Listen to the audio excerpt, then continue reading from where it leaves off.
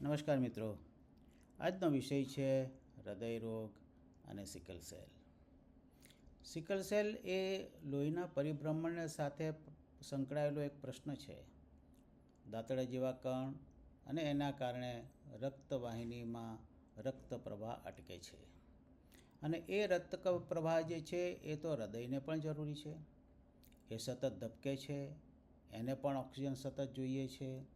માટે ક્યારેક એવું થાય છે કે જ્યારે દર્દીને અતિશય દુખાવો થાય તો તે વખતે ક્યારેક આ રક્તવાહિનીઓમાં પ્રશ્ન હૃદયમાં આવે છે. એને આપણે જાણવો જરૂરી છે અને એ જાણવા માટે આપણે કાર્ડિયોગ્રામ લઈએ, ઇકોકાર્ડિયોગ્રાફી લઈએ અને એ દ્વારા આપણે જાણી શકીએ કે હૃદય બરાબર ધબકે છે કે નથી ધબકતું, એની કાર્યક્ષમતા બરાબર છે કે એની કાર્યક્ષમતા ઘટી છે. યાદ રહે, સિકલ સેલ ડિઝીઝના પેશન્ટનું જ્યારે આઈસીયુ મેનેજમેન્ટ થતું હોય, ગંભીર પરિસ્થિતિ હોય તો તે વખતે આ ખૂબ મહત્ત્વની બાબત ધ્યાનમાં રાખીને સારવાર કરવાની જરૂર હોય છે. ક્યારેક નબળું પડેલું હૃદય જેટલી કાર્યક્ષમતાથી કામ કરવું જોઈએ એટલું કરતું નથી અને પરિણામ સ્વરૂપે બિનજરૂરી બાટલા ચડાવીએ અને બિનજરૂરી લોહી ચડાવીએ, એના કારણે સમસ્યા ઉલટી વિકટ બને છે. દર્દી મુશ્કેલ પરિસ્થિતિમાં આગળ વધે છે અને કોમ્પ્લિકેશન્સ વધતા જાય છે. યાદ રાખો, સિકલ સેલ ડિઝીઝની સારવાર એટલે એના માટે ખૂબ તકેદારી જરૂરી છે અને એના કેટલાક ટેસ્ટો છે.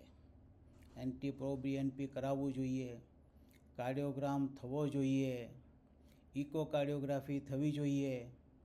આ બધા જ પરથી નક્કી કરી શકાય કે હૃદય જે છે એ હૃદય યોગ્ય છે કે કેમ, એ યોગ્ય રીતે કાર્ય કરે છે કે નહીં, એ પૂરતા પ્રમાણમાં લોહીનો પુરવઠો શરીરને પહોંચાડે છે કે નથી પહોંચાડતું.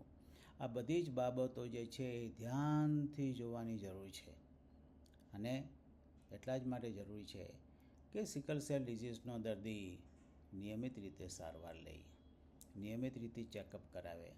ઘણી વખત એ દર્દીને એવું થાય છે કે દુખાવો થતો નથી માટે સારવાર લેવી જરૂરી નથી, દુખાવો થતો નથી માટે ડૉક્ટર પાસે જવું જરૂરી નથી.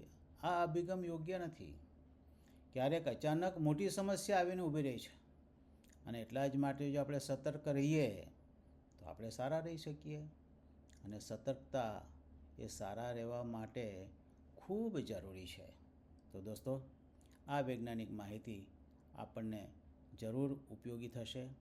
મને લાગે છે કે આજનો આ વિષય તમને જરૂર ગમશે અને આપ આ વિષયને બહુધા સમાજ સુધી પહોંચાડવા માટે જરૂર શેર કરજો. ધન્યવાદ. Thank you very much.